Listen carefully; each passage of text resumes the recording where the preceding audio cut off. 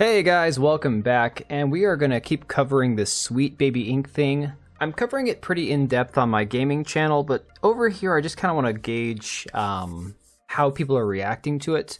Talk about some of the reactions we've seen both from in the media, in games journalism, from some more independent news outlets like Fandom Pulse, who I write for, as well as That Park Place, who does awesome articles. So here we have one saying how Sweet Baby Ink CEO and co-founder Kim Belair compares white male gamers to picky babies. Now, if you haven't read this article, it's interesting stuff. Kim Belair is the woman that is the co-founder of Sweet Baby Ink. Sweet Baby Ink is the one that's trying to inject all the DEI agenda into all the modern games. They're not the only ones. Go watch the videos on my other channel, linked down below. There's a lot of these different activist organizations that are out there that are trying to do the same thing, but she is currently the most vocal, so that's why a lot of the heat and blowback is hitting Sweet Baby Ink currently.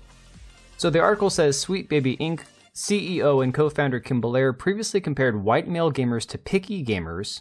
I think it meant to say picky babies, as she explained how her company gained influence on major video game developers during a 2019 Game Developers Conference.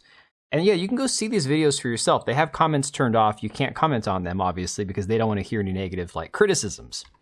But it says, at the beginning of her presentation, Belair made it abundantly clear that what her and her company's goals are.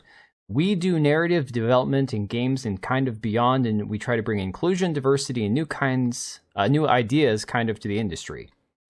She also confirmed the company acts as sensitivity readers for video games, saying, we need sensitivity readers. We need risk assessment. And these are again, important services that I literally list on every PDF that I send out to be hey, I can do risk assessment and sensitivity reading. Oh God, that's what we all need is sensitivity readers. About 2/3 through the 30-minute presentation, she compared white male gamers to picky babies, saying, I think in our industry and in so many creative industries, if you want to look at film and television in any art form, we start treating our core demographics as a fixed and static value, something that doesn't want to change and something that is locked in place. Well, that's called a built-in customer base. That's a smart idea. Anyways, she says, so despite the changing faces of audiences, despite the changing face of conferences like this one, we still look at our core demographics and say, okay, they're white, cis, hetero males, and we cater almost exclusively to them. And the problem is that we don't just cater to them here's something that we think you'll enjoy. We cater to them like a picky baby. She elaborated, we feed them the same thing and we know that they love and we keep on feeding it. We're like, here you go. We know you love it. Eat this, eat this, eat this. So then when they get anything else, they react as a picky baby would, which is oh no, thank you, I don't want this. And we've actually done this for so long that what we're doing is creating an entire nation of picky babies, and they make us scared to deviate from what we actually want to do, just in case these picky babies don't want to play our games. Wouldn't you argue that this is the fair market, that guess what, if people enjoy a certain type of game and you try to give them some crap they don't want, that's just the market deciding what's worth having and what's not. So anyways, yeah, she doubled down on the picky baby metaphor. And the funniest thing is, now that the proverbial crap is hitting the fan, there's a lot of these other outlets that are trying to run damage control, like The Gamer, one of the worst online journals that exists, trying to say that literally if you believe DEI is ruining games, then you probably shouldn't use objectively great games as your example. Saying that Alan Wake 2, because it sold a bunch of copies, can't also be woke because it made a lot of money.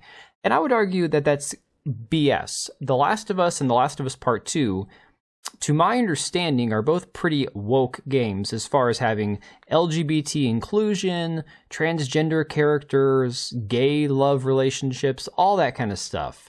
And yet it sold a lot of copies. It also refunded a lot of copies, if I do remember. Same with Suicide Squad, which ironically, the current one is actually being refunded by PlayStation, who doesn't do that. So I don't know about that. But yeah, some of the reactions have been pretty hilarious. Reset Era, another website which is garbage, has made a Gamergate 2.0 thread in response to all this, literally calling people chuds because of the fact that we don't like all the DEI crap in our game. But the weirdest response is probably this guy right here. I'm going to play his little 2-minute video. You tell me what you think about this here. This is pretty cringe in my opinion. Gaming. Here we go. I have avoided the conversation around Sweet Baby Ink for so long, but now it's getting out of hand. Basically, when a game is being made, some people will hire them to help them out with writing a dialogue or character design of certain types of characters. Spoiler alert, it usually involves stories and characters that isn't the default. Now, anti-woke people caught wind of this and they flock to it like flies on a turd. They'll tell you that they're the reason why Kill the Justice League and Arkham Knight are bad games. They'll say they're the reason why Spider-Man is dating a deaf woman, why Joel lost in golf, and why they can't edge to their favorite characters. And it all sounds ridiculous because Thank you very much, sir. You're a gentleman and a scholar. But they won't mention that they worked on games like God of War Ragnarok, Alan Wake 2. They won't tell you precisely what they worked on. What pieces of dialogue did they add to what game and how? Because they don't know. It's not public knowledge. Some of the clowns are even going as far as to say they're the reason for the layoffs, which makes no sense. If you're still confused as to why something like this would exist, let me break it down to you. Let's say I'm a young black gamer who lives in Los Angeles. So I start a service to say, yo, if you come up with a character or a story that involves a young black gamer who lives in Los Angeles, you should talk to me about it, because I kind of know what that's like. So someone's creating a movie and they say, yo, we have this character who's a young black gamer who lives in Los Angeles.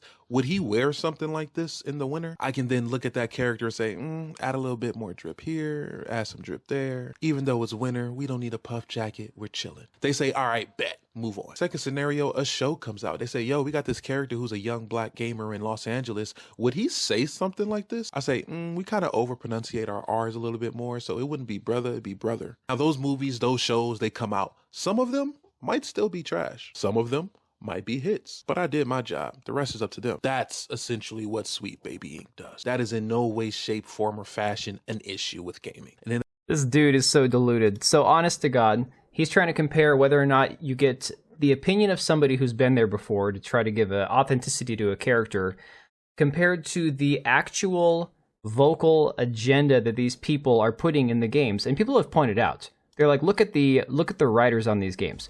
Batman Arkham, you've got 2 writers. Batman Arkham City, you've got 3 writers. You got Batman Origins, 5 writers. And as it goes along, and I do believe once you get to Gotham Knights, people didn't overall, as far as I've heard, I didn't play the Arkham Knight games. From what I've heard from the discourse, Gotham Knights was not well received. 14 writers, 2 of which were Sweet Baby Ink staff. By the time you get to Suicide Squad, Kill the Justice League, it had 26 writers, way too many cooks in the kitchen, half of which were Sweet Baby Ink staff. On top of that, again, the DEI crap isn't just, oh, we want to have a black character, we need to make them authentic. It's, well, have you considered that they also need to be BIPOC? Have you considered that they also need to be gay? Have you considered that you might be a white colonizer? These people are so full of crap. They're lying through their teeth just to try to like cover their asses. It has nothing to do with diversity. It has nothing to do with authenticity. It has everything to do with an agenda push. And honestly, I think there's enough people talking about it now that people are waking up to it finally. But let me know what you think down below, and we will see you guys on the next one. And if you made it this far, thank you for watching the video. We do have 2 channels, one for daily uploads, the other one for more of my live streams and hot takes. Links to both are down below, as well as the ability to join as a channel member for as little as $3 a month, and that'll greatly help us out. Much appreciated.